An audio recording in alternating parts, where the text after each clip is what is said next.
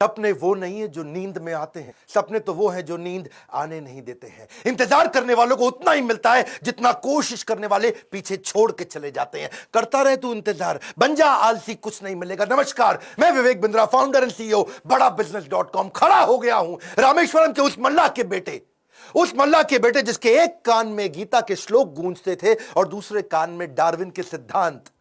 नाव पे तीर्थ यात्रियों को रामेश्वरम के मंदिर लेके जाया करते थे, और जब तीर्थयात्री रामेश्वरम मंदिर की परिक्रमा करते थे उतनी देर बैठ के ये फिजिक्स के सिद्धांत पढ़ा करते थे। बिखरी जुल्फों वाले सिर्फ मेरे या आपके नहीं बल्कि पूरे देश के चहेते डॉक्टर एपीजे अब्दुल कलाम की आज बात करेंगे। एपीजे, ए मतलब अबुल उनके परदादा, पी मतलब पाकिर उनके दादा, जे मतलब जैनुल अब्दीन उनके पिताजी, और अब्दुल कलाम वो उनका खुद का नाम। 11वें राष्ट्रपति, 2002 से 2007 जनवादी राष्ट्रपति, पीपल्स प्रेसिडेंट। एक बार की बात है, कॉन्फ्रेंस में एक अंग्रेज ने पूछा कि अब्दुल कलाम कौन है, एक वाक्य में बताइए। तो वहां बैठे एक बच्चे ने जवाब दिया, he is simple Indian who is inexplicable, यानी कि जिसको एक्सप्लेन ही नहीं कर सकते even with the best of the objectives. यानी कि एडजेक्टिव क्या होता है? वो जो नाउन को समझाता हो।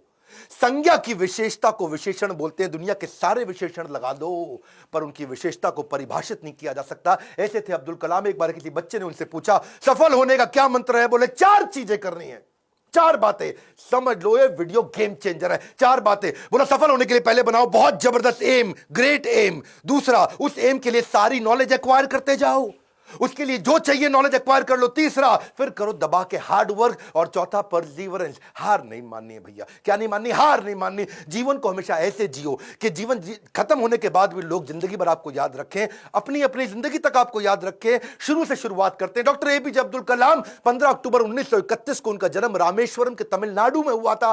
कमजोर आर्थिक स्थिति के एक मुसलमान परिवार में उनका जन्म हुआ। पेशे से उनके पिता नाविक थे, और पिता क्योंकि ज्यादा पढ़े लिखे नहीं थे तो शुरू से उनको काफी तकलीफें आई। एक बार क्लास के अंदर उनका एक दोस्त हुआ करता था जो कि मुख्य पुरोहित को बेटा था, और मुख्य पुरोहित को बेटा जो रामदास शास्त्री अपने इसके साथ में पहली बेंच पे बैठे, मास्टर जी नाराज हो गए। ए मुसलमान लड़का प्रमुख शास्त्री के बेटे के साथ पहली बेंच पे कैसे बैठा? उनको लगा के थप्पड़ पीछे बैठा दिया, भाग पीछे जाकर के बैठ। अब्दुल कलाम चुपचाप जाके पीछे बैठ गए।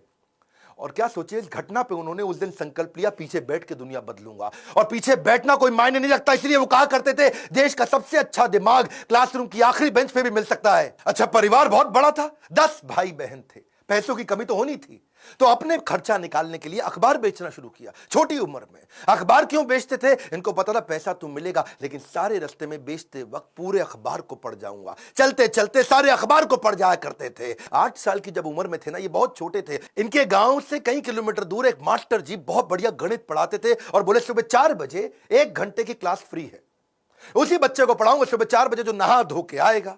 अब ये कई किलोमीटर दूर सुबह 3 बजे उठ के तैयार हो के नहा के ठंडे पानी से किसी भी मौसम में, सर्दी हो बारिश हो या तूफान हो, 4 बजे पहुंच जाया करते थे। कलाम जब रात को भी घर में पढ़ते थे तो उनके वहां पे लालटेन होती थी, केरोसिन ऑयल से जलने वाली। 7 से 9 केवल 2 घंटे का तेल था इनके पास में, वो केरोसिन ऑयल, मिट्टी का तेल। लेकिन पिताजी माताजी इनकी जब देखा पढ़ने में इंटरेस्ट है तो उन्होंने अपने लिए अंधेरा रखा और इसके लिए 11 बजे तक किया। मेहनत से कभी डरे नहीं, ईमानदारी से कभी हटे नहीं। छोटा लक्ष्य देखना पाप के है, इसलिए हमेशा महान लक्ष्य चुनना होगा।